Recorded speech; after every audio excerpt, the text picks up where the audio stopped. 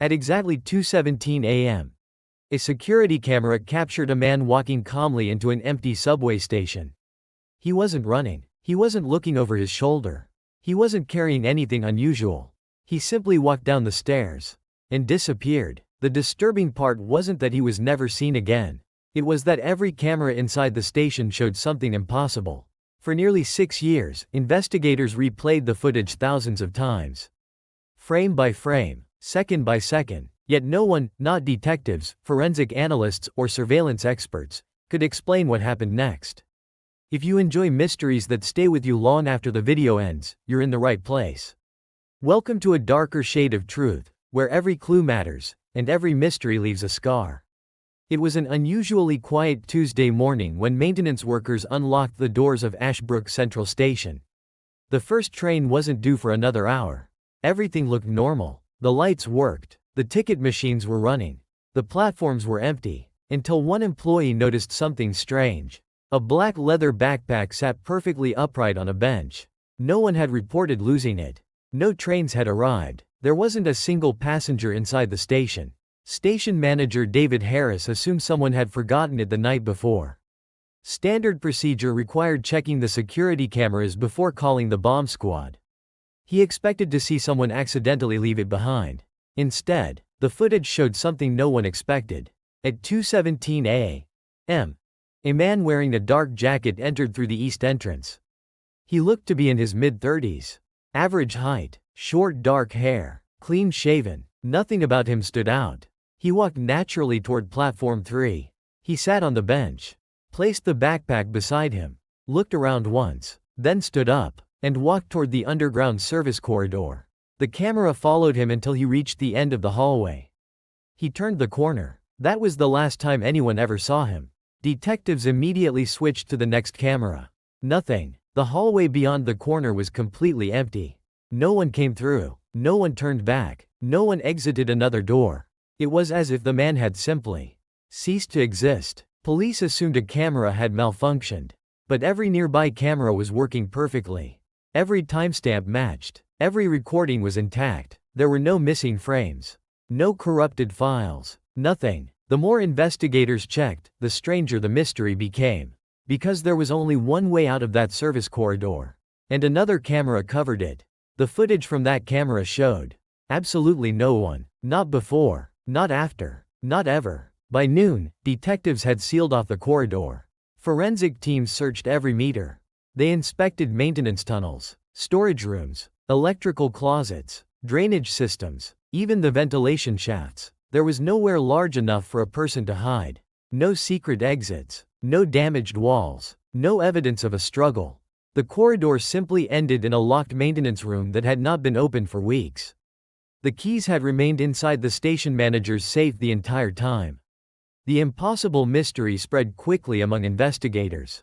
Officially, they treated it as a missing person investigation. Unofficially, nobody could explain the footage. That evening, lead detective Amelia Brooks watched the recording alone.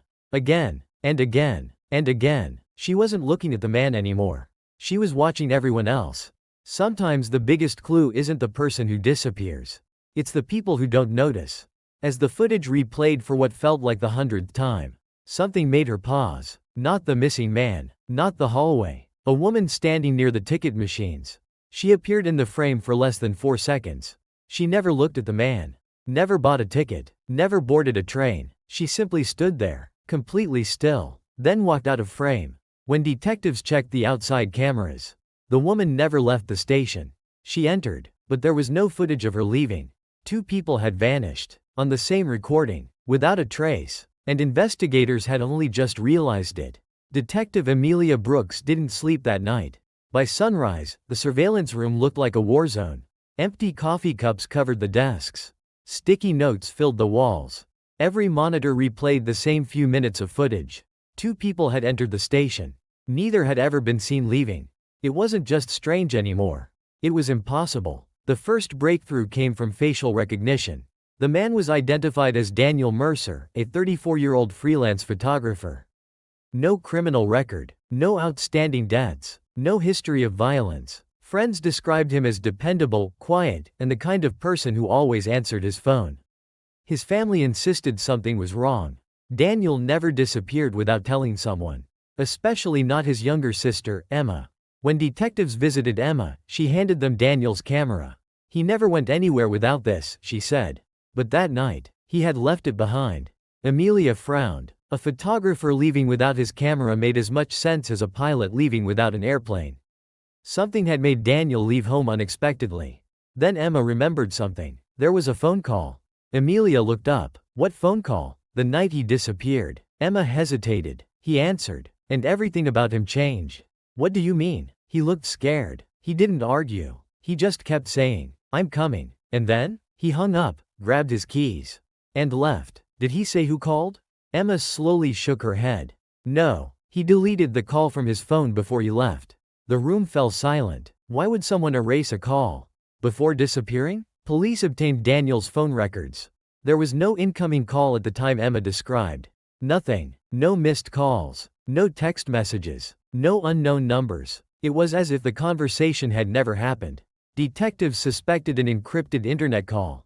But Daniel rarely used messaging apps. Until forensic analysts discovered one recently installed application. It had been downloaded only 2 days before he vanished. The app contained no messages. No contacts. No account. Only one file. A video. Exactly 8 seconds long. Amelia pressed play. The screen showed a grainy security camera.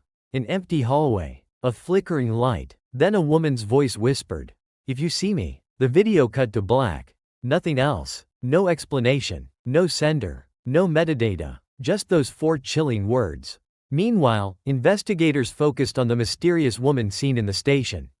Every nearby business was asked for security footage. A bakery across the street captured her walking toward the station at 2:12 a.m. She wore a long gray coat, dark boots, a black umbrella. 5 minutes later, Daniel entered from another direction. They never acknowledged each other. Never looked at each other. Never spoke. It appeared they were complete strangers. Yet both disappeared within minutes. Detectives began to wonder, was that only what someone wanted them to believe? Forensic specialists enhanced the station footage frame by frame.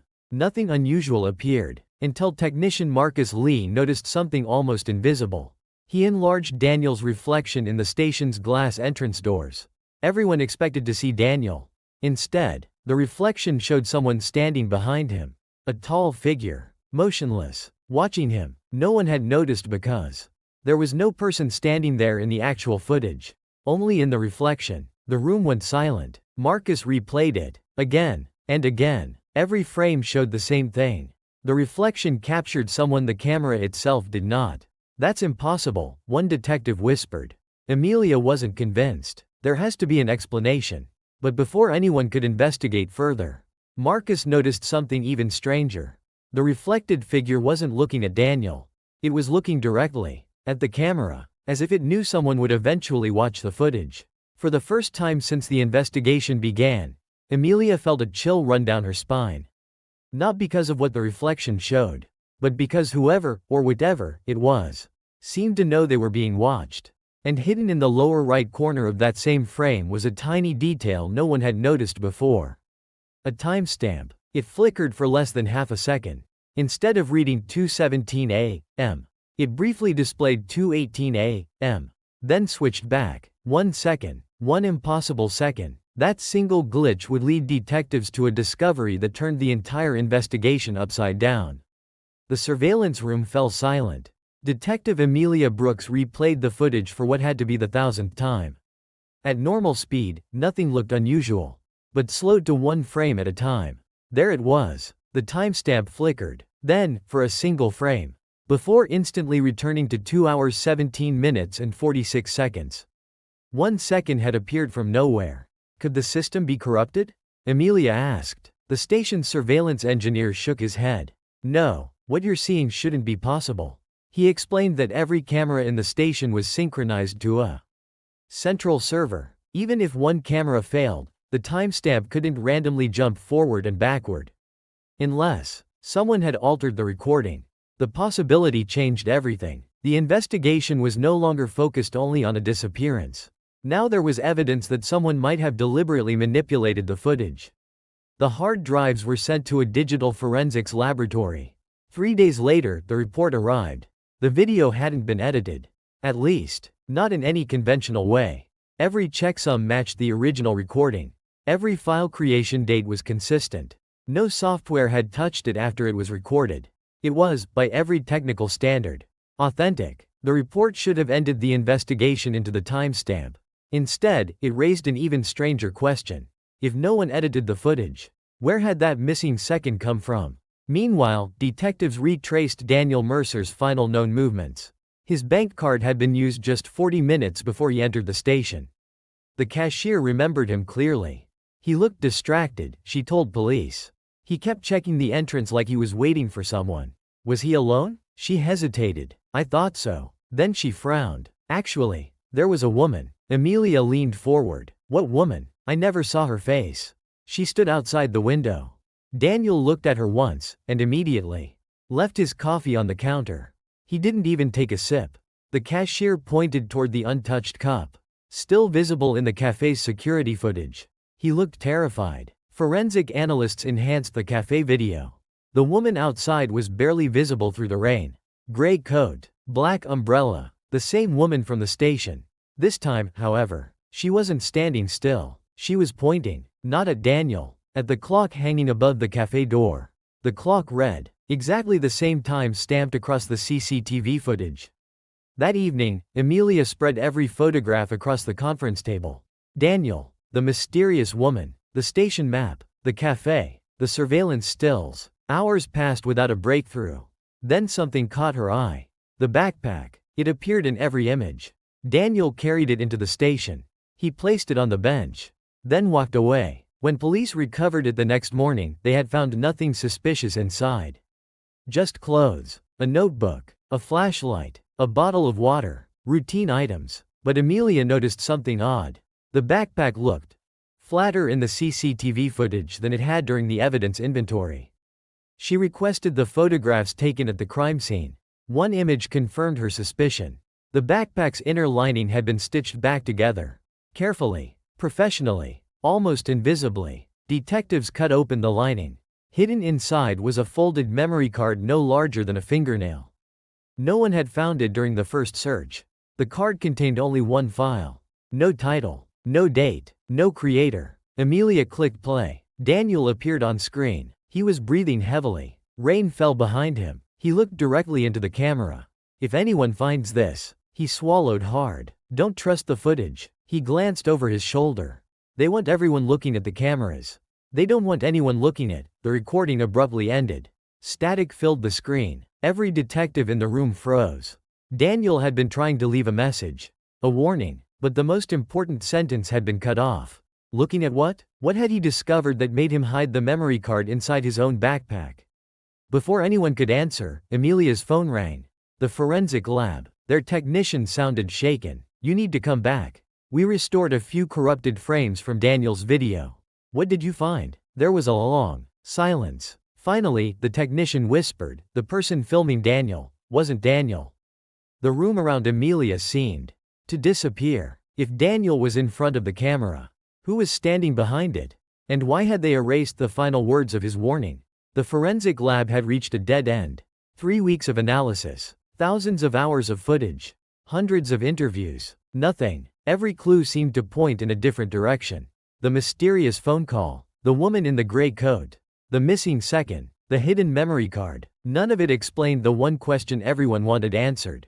How did Daniel disappear? Detective Amelia Brooks stood alone inside Ashbrook Central Station long after midnight. The station was silent. For the first time since the investigation began, she stopped looking at the CCTV monitors. Instead, she looked at the station itself. Every wall, every ceiling panel, every emergency exit, every maintenance sign. Daniel had been a photographer. Photographers noticed details other people ignored. If I were Daniel, she whispered, what would I have seen? Her eyes settled on a faded maintenance plaque bolted to the wall near the corridor where Daniel disappeared. It listed renovation dates stretching back nearly 40 years. 1 year had been scratched out. Not painted over. Scratched. Almost as if someone wanted nobody to read it. Amelia contacted the city's archives. An hour later, an elderly engineer arrived carrying a dusty tube of blueprints. "I helped renovate this station years ago," he said. "I haven't seen these plans in decades." They rolled the blueprints across a table. The detectives compared them with the current layout. Everything matched. Until they reached the service corridor. Amelia frowned. "Wait." She measured the wall, then measured the blueprint. Her heartbeat quickened. "This wall is almost 2 meters thicker than it should be." The room fell silent. The engineer slowly adjusted his glasses. There used to be an emergency evacuation passage behind it. What happened to it? It wasn't removed. He looked directly at Amelia. It was sealed, not with concrete, with a concealed steel door built to look exactly like the surrounding wall. The detectives rushed back to the corridor. Every inch of the concrete was scanned. Nothing. No handle. No hinges. No lock. It looked like an ordinary wall. Then Amelia remembered the timestamp. The missing second. She overlaid the CCTV footage with Daniel's recovered photographs from the memory card. One image caught her attention. Daniel hadn't been photographing the station. He had been photographing the wall. Zooming in, Amelia noticed something almost invisible. A tiny metal plate no larger than a coin, hidden behind a warning sign. The engineer smiled. "I remember now. That was the emergency release." He pressed it. A deep mechanical click echoed through the corridor. For the first time in nearly 20 years, the wall moved. It slid sideways only a few inches before disappearing into the concrete. Behind it lay a narrow passage descending into darkness. Nobody spoke. Every detective realized the same thing. Daniel had never vanished. He had walked through a doorway no one knew existed. Amelia replayed the CCTV one final time. This time, she watched the timestamp. Exactly at 2 hours 17 minutes and 45 seconds, the recording skipped 1 second. Just one. During that missing second, the concealed door opened. Daniel stepped inside. Laura followed seconds later through another entrance connected to the same tunnel. When the recording resumed, the corridor appeared empty. The CCTV hadn't captured an impossible disappearance. It had simply missed the only second that mattered. The mystery wasn't supernatural. It was engineered. The unexplainable footage had distracted everyone from the truth. Someone knew about the blind spot. Someone had relied on it. Someone had expected investigators to become obsessed with the camera instead of the station. Amelia's eyes widened. The camera wasn't lying. It just wasn't showing us everything. The tunnel stretched for nearly half a kilometer, before ending beneath an abandoned municipal building. Inside, investigators found old surveillance equipment, maps, burner phones, and shelves lined with evidence boxes from long-forgotten criminal investigations. Daniel had been right. He hadn't stumbled into a mystery. He had uncovered an operation. On a dusty desk sat Daniel's camera. The battery had long since died, but the memory card still worked. The final photograph slowly appeared on the monitor. Daniel was looking directly into the lens. He wasn't afraid anymore. He was smiling. Behind him stood Laura. She, too, was smiling. Between them, taped to the wall, was a city map covered in handwritten notes. At the bottom of the photograph, Daniel had written one sentence with a black marker. "If you're seeing this, you finally looked in the right place." The room fell silent. Amelia closed her eyes. For 6 years, everyone had been asking how a man disappeared from CCTV. Daniel had spent those same 6 years trying to tell them they were asking the wrong question. The mystery had never been about the footage. It had always been about the door no one thought to look for. As investigators left the tunnel, Amelia glanced back one last time. The hidden door slowly closed. From the corridor outside, it looked exactly like an ordinary wall once again.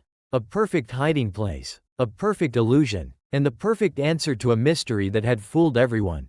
If this story kept you questioning every clue until the very last frame, subscribe to A Darker Shade of Truth. Because sometimes the biggest mystery isn't what the camera captured. It's what it never had the chance to show.